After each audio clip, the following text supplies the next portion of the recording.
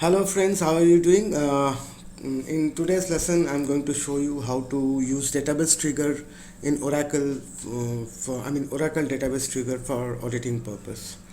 See, there are thousands of transactional activity goes on in any kind of project, any kind of business or whatever, and whenever this transactions happens on the from the user end, so there should be some activity to monitor such things. Okay, so this happens in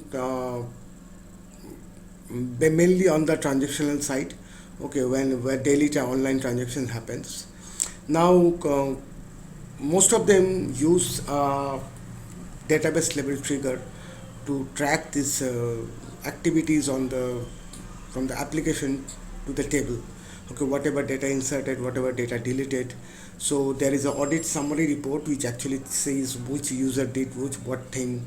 If there is any particular record missing, why that record is missing, who had worked on that record, who had deleted that record, or who had updated that record. So a couple of many things can happen. So today I'm going to show you one such thing. Okay, maybe I'll come up with a more interesting video. Put up your questions, put up your comments, and I'll just work on it and come up with a more advanced video if you want. So this trigger is actually there is one trigger. There is a table called employee master, which I have given name emp underscore mst. Now this table has a trigger which is called audit trg. Excuse me. Now this audit trg, this is after transaction trigger. It tracks on both on insert, update, and delete. Both of the three I've included in one trigger. Okay, now this thing is actually this trigger is actually using something which is called DBMS session context, or preferably we call it sys context. So in sys context there is a parameter which is called user env say, and it has different kind of parameters, values. Now I'm going to show you what exactly. First, let me give an example. Suppose first of all, let us see that there are no records in employee master table right now. No records. Here also we have no records. Now I'm going to insert a record. Suppose employee ID 1, employee name Robin, age. So you can see on the left side we have this EMP ID, EMP name, age, and salary. So I'm going to insert it. Sorry.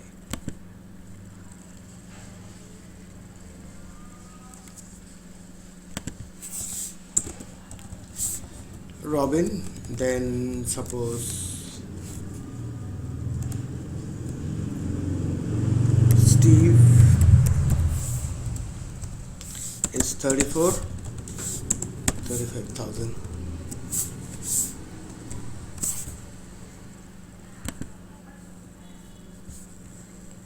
Now let us see what is in given when to audit table. See, so we have schema name, we have table name, we have terminal name, we have host name, we have terminal IP, we have host IP, and connecting users, which the user has connected, what is the transaction time, and what is the transactional flag. Okay, so if it is an insert, it is an insert. If it is a delete, it's a delete. If it's an update, it's an update. Now we will just go to employee ID 2 and change 35,000, suppose 35,500. Employee ID equal to 2. Okay, now let us see what is the result in the audit table. Okay, now we have another record which is update, and this is the time, and all the parameters are same because it is done by me, the same user. Okay, so right now I'll try to show. I don't know whether it's possible. Maybe on the next video I'll show you.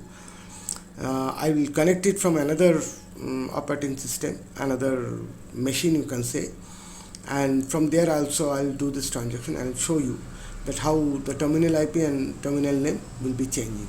Okay. I think just a moment.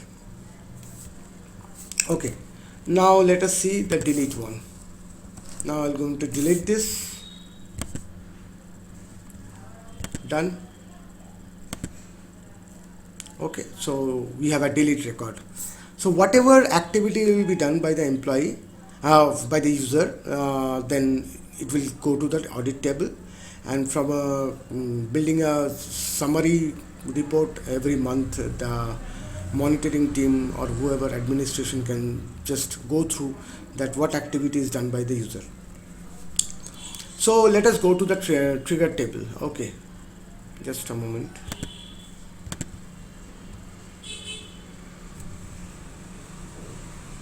Yeah.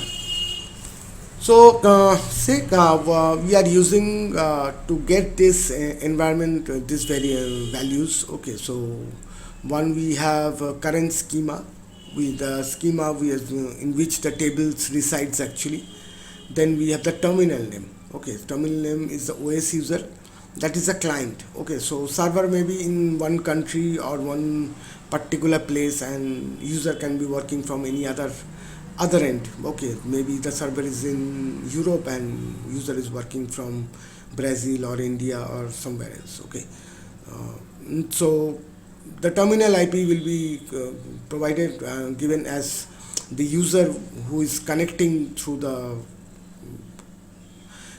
that place. Okay, his public IP address or whatever connecting IP. If he is connecting through some virtual private network, so that IP address will be fed into this database through this OS user. Next is server host. Server host, basically the server host or host IP is only required when there is some cloud kind of thing. Okay, so suppose there is some cloud environment where maybe IP may be changing, and maybe monitoring team or auditing team want to check from exactly which server host this transaction happened. Okay, so in that case host name and host IP is important, and terminal IP is same. So I'm extremely sorry from my machine, or maybe it is from a skill developer or whatever, I'm not getting the terminal IP. Okay, it is coming as unknown. Connecting user is the current user which have been logged in. Let us just go through again.